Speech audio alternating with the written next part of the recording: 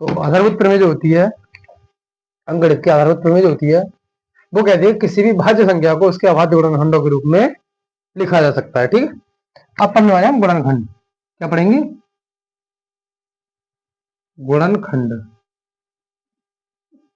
Factorisation.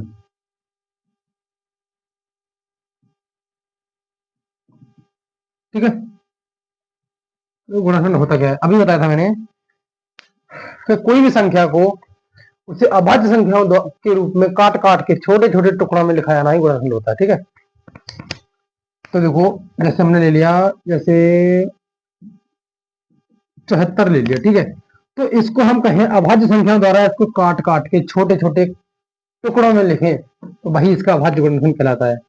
देखो तो हम, अब ये बात ये आपको आनी चाहिए कि कितने से कट जाएगा। तो देखो ये नियम वैसे होते हैं, लेकिन आपको पता होना चाहिए, देखने से ही पता चल जाता है तो संख्या कौन सी संख्या से कट सकती है। अगर आपको देखने से पता नहीं चलता है तो आप एक दो और काट के देख लीजिए। ठीक है, कि 2 से कट रहा है, नहीं कट रहा है, 3 से कट रहा है या नहीं कट रहा है, या फिर इसके नियम होते हैं कुछ वैसे नियम। चलो नियम भी पढ़ा देंगे, हम बता देंगे थोड़े बहुत, 2-3 नियम बता देंगे, बस नियम तो काफी होते हैं इसके। तो देखो ये 2 से कट जाएगा, 2 से 2 3 6, 2 7 14, और ये आपको आना चाहिए काटना, ऐसे मैंने काटा है। जैसे ऐसे कोई भी संख्या लिखी है, ऊपर 84 नीचे लिख दिया ऐसे, मान लो 6, तो देखो ऐसे कैसे काटोगे इसे? तो डायरेक्ट कैसे काटोगे? देखो 6 से काटो, 6 एकम 6, एक बार भाग गई। अब 8 फिर 6 एकम 6 हो गए, तो बच्चे कितने? 2 बच्चे, 2 बच्चे, और इधर कितने हैं? 24। तो इससे काट सकते हो डायरेक्ट, 6 चौक 24, ऐसे डायरेक्ट काटना, ऐसे आना चाहिए आपको। ठीक है ना, ये आपको आना चाहिए। तो अगर ये नहीं आएगा तो फिर आपको बहुत ज्यादा प्रैक्टिस की जरूरत है। ठीक है, प्रैक्टिस करो घर पर जितना ज्यादा हो सके, काट ऐसे। फिर देखो अब 37 को देखो, तुम सोच रहे हो 37 2 से कट जाएगा, तो 2 के पानी में आता ही नहीं है, तो 2 से नहीं कटेगा। 3 से काटो, 3 से भी नहीं कटेगा। 4 से काटो, 4 से भी नहीं कटेगा। तो ये 37 किसी के पहाड़ में नहीं आता, तो 37 से ही कटेगा, 37 एकम 37। तो हम कहें कि 74 के जो गुणनखंड है वो क्या है? 2 गुणा 37, ये हो गए इसके गुणनखंड। ठीक है, ऐसे ही हम कहें जैसे मान लो 76 है, या मान लो 106 है, इसके गुणनखंड करें हम, तो देखो 2 से काटेंगे, 2 पंजे 10, 2 तिया 6, 53 नहीं कटेगा किसी से, 53, 53 एकम 53, क्योंकि 53 किसी के पहाड़े में आते ही नहीं है। तो 106 के जो गुणनखंड होंगे वो क्या होंगे? 2 गुणा 53। ठीक है, तो ये सभी जो होते हैं, इसे इनको ऐसे अभाज्य गुणनखंडों के रूप में लिखा जाता है, वही उसके गुणनखंड कहलाते हैं। ठीक है, ये होता है गुणनखंड। वैसे चलो और बड़ी संख्या ले लेते हैं, जैसे मान लो हम ले रहे हैं 3460। ठीक है, अब देखो ऐसे कैसे काटोगे? तो पहले 2 से ही काटेंगे भाई, 2 से काटेंगे, 2 एकम 2 बचा 1, 2 सत्ते 14, 2 तिया 6 ना, 0 का 0। फिर 2 से काटो, 2 अट्ठे 16 बचा 1, 2 छिक्का 12 बचा 1, 2 पंजे 10। अब देखो ये 3 से कट जाएगा या 5 से कट जाएगा? 3 से देखते हैं पहले, 3 दूनी 6, 3 पंजे बचा 3 से कट जाएगा। देखो 3 दूनी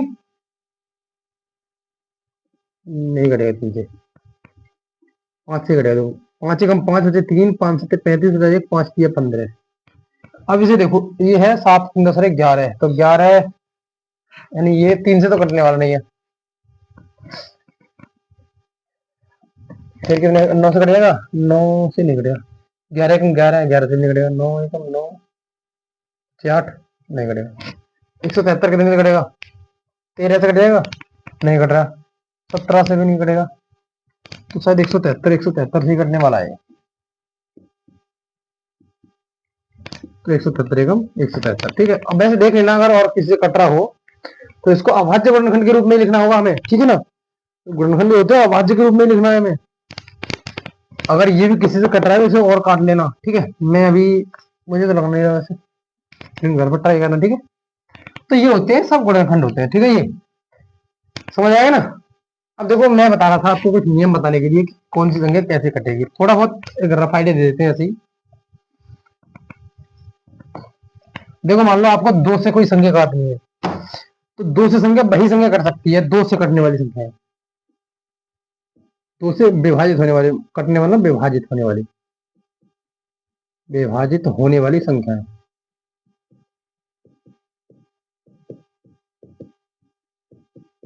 ठीक है, वैसे ही आपको आना चाहिए, लेकिन मैं चलो बता रहा हूँ फिर भी, क्योंकि मैंने कहा था कि हम एकदम जीरो से शुरुआत करने वाले हैं। देखो, दो से कटने वाली संख्या कौन सी होती है? जिनके इकाई अंक, इसमें थोड़ी सही डाल देते हैं, ठीक है।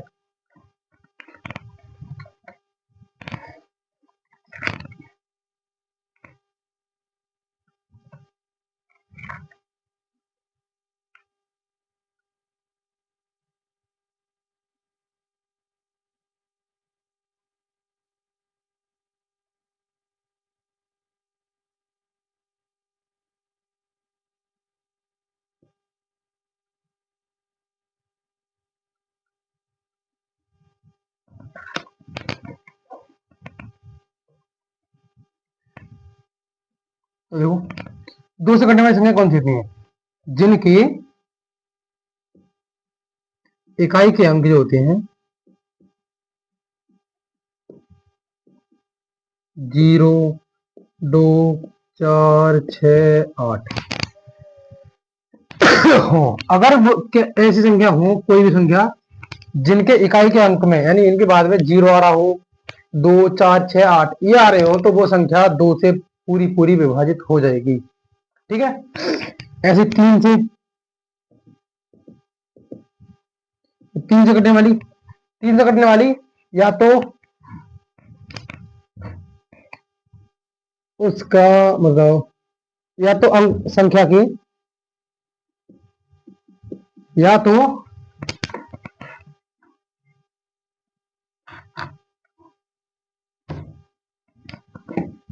तो संख्या के अंकों का योग, या तो संख्या के अंकों का योग जो है 3 से कट जाए, योग 3 से विभाजित हो जाए।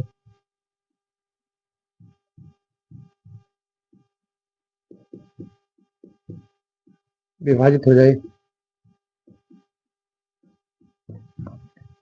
या फिर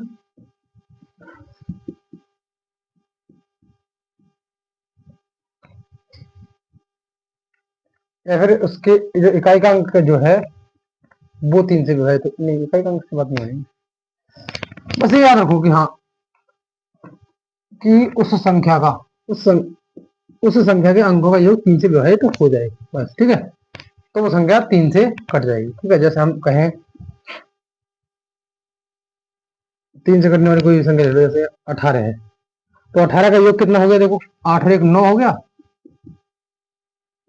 तो 9 3 से कट जाएगा, तो इसका मतलब ये 3 से ये कट जाएगी, ठीक है। तो मतलब संख्या के जो अंकों का योग है, अगर वो 3 से कट रहा है तो वो संख्या 3 से कट जाएगी, ठीक है। और देखो, जब 2 से कटने वाली संख्या दे रखी है हमने, तो वो 4 से भी कट जाएंगी, मतलब कुछ संख्या ऐसी है 4 से भी कट जाएंगी, लेकिन 4 का नियम भी अलग होता है कुछ। 4 से वो संख्या कटती है जिनके या तो बाद वाले 2 अंक 4 से कट जाए, ठीक है, या फिर बाद में या फिर मतलब बाद में 0 हो, बाद में 2 0 हो, या फिर बाद वाले 2 अंक जो है 4 से कट जाए, ठीक है। तो इतने नियम रहने हैं, बाकी